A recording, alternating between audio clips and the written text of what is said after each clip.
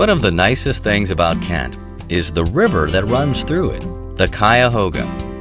About 12,000 years ago, the glaciers began to retreat, leaving behind a changed landscape of cames, kettle holes, lakes, bogs, and a new river. As temperatures warmed, Paleo-Indians hunted mastodons, and later Native Americans hunted and walked this path.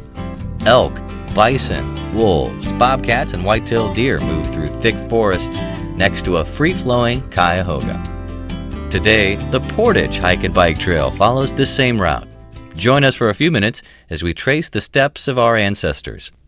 The trail, when completed, will someday connect two major trails, the Ohio-Erie Canal Corridor, which runs from Cleveland to Cincinnati, and the Lake to River Trail, which runs from Ashtabula to the Ohio River. Transportation has played a major role in the development of Kent. As the pioneers settled the land, raised mills and factories, dug the canals, and built the railroads, the wilderness was transformed into an industrial community. The Portage Hike and Bike Trail preserves this history, as many remnants remain to tell the story of Kent. The Portage Cuyahoga River segment begins at Middlebury Road and the river, and is built in the middle of the Pennsylvania and Ohio Canal. A rail spur was constructed after the canal was drained and provides a level route that offers outstanding views of wetlands and opportunities to interact with nature. The trail passes over the Plum Creek Aqueduct. The beautiful architecture of this cut sandstone culvert is just a few steps off the trail and remains an engineering marvel as each stone is keyed in place.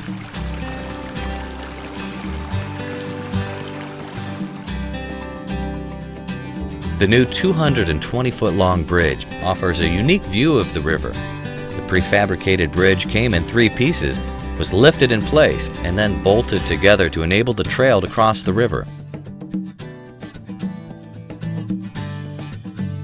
In order to keep the trail along the river corridor, a 680-foot boardwalk was constructed out over the river to bypass the Kent Water Reclamation Facility. The trail continues into Fred Fuller Park, where the next phase will be constructed, to John Brown Tannery Park and downtown Kent. I talk to CEOs all the time here in Kent, people that want to do more in Kent, and the challenge that they see more than anything else is what do we offer those folks to come to our community? And again, guess what's at the top of the list? Trails, trail systems. How are you connected? We have a legacy in Kent as being a community that cares about the outdoors. We have this environmental consciousness. We're eco-friendly. There's an activity level that's associated with trails, whether it's walking, hiking, biking, things that fit really well with what Kent is all about. So from our perspective, this is the perfect match of the economic side or the cultural side of our community. River Edge Park follows the river through downtown Kent, passing remnants of the mills that harness the power of the river. The exposed bedrock creates whitewater conditions that have become popular with kayakers.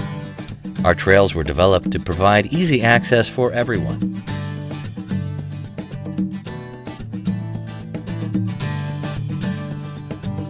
The first phase of River Edge Park began in the 1970s.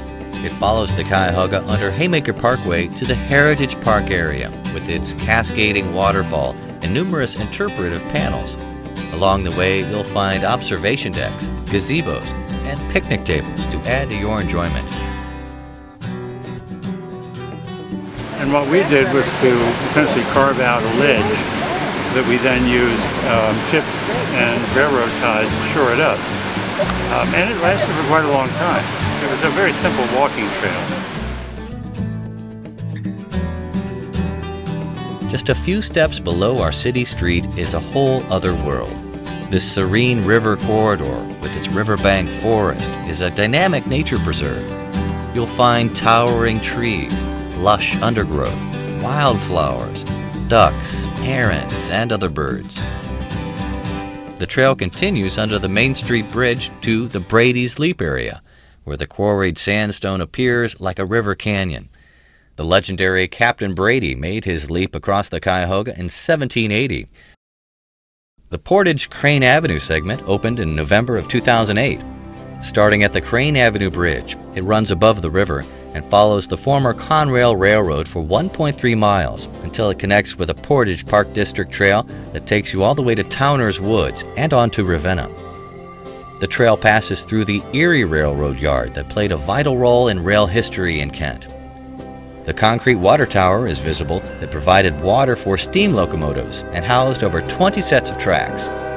Also evident is the outline of the locomotive repair roundhouse. Perhaps the most impressive sight along the way is Standing Rock, held sacred by the early Indians and best viewed during seasons when foliage is sparse.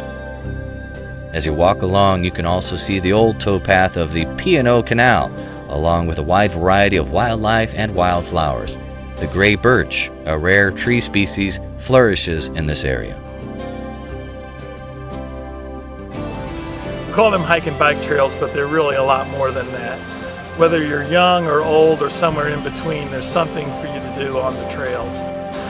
Whether it's jogging or rollerblading in the summer or going for a hike or a bike ride with your family, there's something for you to do on the Portage Hike and Bike Trail.